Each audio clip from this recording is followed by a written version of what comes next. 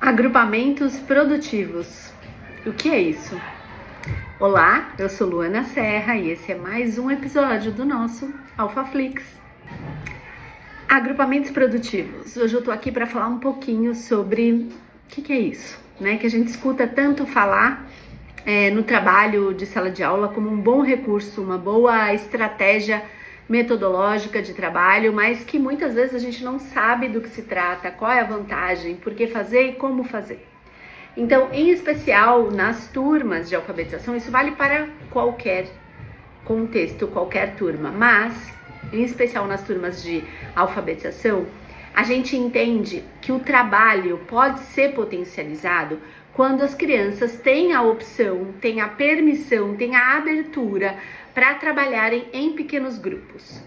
Na verdade, na perspectiva psicogenética e psicolinguística, a gente sempre faz um trabalho que a gente chama de uma linha descendente. Então, a gente começa pelo coletivo e vai individualizando as propostas. Então, tudo que as crianças vão viver e precisam ter competências e habilidades para desenvolver individualmente, é importante que antes elas tenham vivenciado isso no coletivo, seja no grande grupo, seja em pequenos grupos, em trios, em duplas, para que então depois elas possam chegar nesta experiência de viver e construir aquele conhecimento, solidificar ou sistematizar aquele conhecimento individualmente. Mas como a gente faz isso? Quando a gente está falando de agrupamentos produtivos, a gente está falando dessa necessidade, então, de pensar um trabalho em grupo, mas que isso não significa sentar juntos. Então, muitas vezes, o que eu vejo é que a sala é organizada espacialmente de forma que as crianças sentem ou numa mesma mesa coletiva ou então coloquem as mesas juntas para uma suposta ideia de trabalho em grupo. Isso não é, sentar junto não é trabalhar em grupo. Trabalhar em grupo é quando de fato a gente pensa numa proposta no qual ela só se solidifica, ela só se consolida com esse trabalho em parceria entre as crianças. E isso precisa que a gente tenha um conhecimento, porque a gente agrupa as crianças levando em conta alguns critérios. Um dos critérios que a gente leva em conta é o nível conceitual que cada criança está em relação à construção do sistema de escrita. Então, quando a gente pede alguma proposta na qual as crianças precisem pensar sobre o sistema, é importante que a gente agrupe crianças que estejam próximas conceitualmente, que o seu pensamento esteja relativamente próximo nesse avançar, nesse desenvolvimento conceitual que é esse processo. Então, a gente não pode colocar, por exemplo, uma criança que esteja num nível conceitual pré-fonetizante, por exemplo, com uma criança que já pensa alfabeticamente aquele sistema, a não ser que a proposta exija habilidades diferentes das crianças.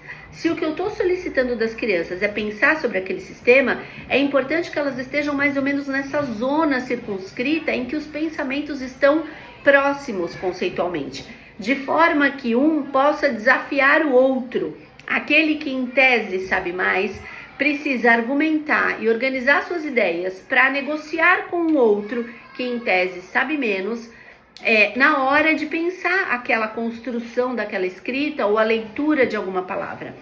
A gente equivocadamente costuma achar que as crianças que sabem menos se beneficiam desse agrupamento. Isso não é verdade.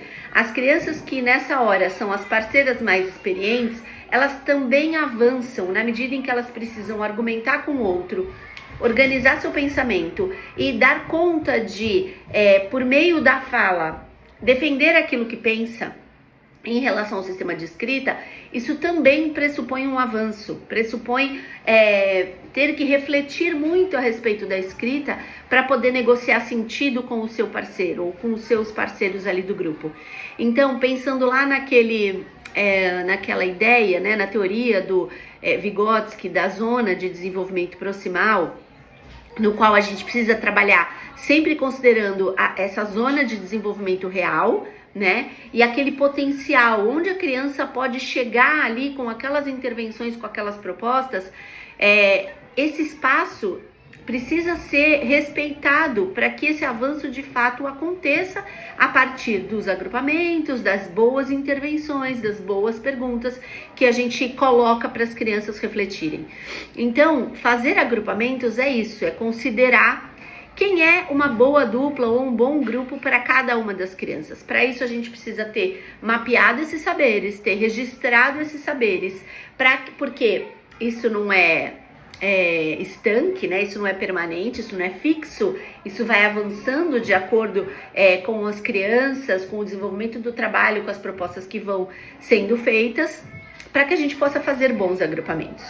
Eu posso colocar crianças com pensamentos e hipóteses mais distantes quando a proposta exigir habilidades diferentes. Então, por exemplo, numa situação de produção de texto em que uma criança já na base alfabética vai ser o escriba e uma criança, por exemplo, num nível conceitual pré-fonetizante que vai ditar o texto, essa é uma dupla possível, ok? Então, se as habilidades que estão sendo exigidas ali são diferentes, essa distância conceitual é permitida. Se o que a gente estiver exigindo da dupla ou do grupo são habilidades únicas ali, né, em relação a um mesmo objeto, aí as hipóteses precisam ser próximas, conceitualmente falando.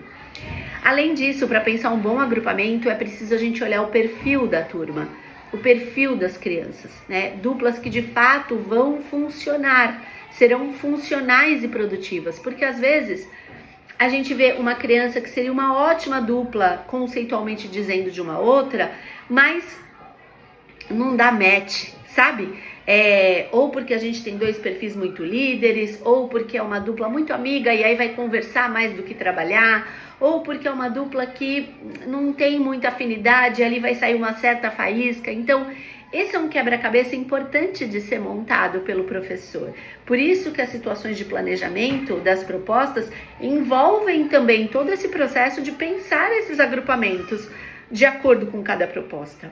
O que vale é que os agrupamentos são excelentes estratégias para as crianças avançarem. Eles avançam com as nossas intervenções, eles avançam com as nossas propostas bem pensadas e ajustadas do ponto de vista dos desafios possíveis, mas eles também avançam muito quando eles estão em bons agrupamentos. Então, é importante pensar sobre isso.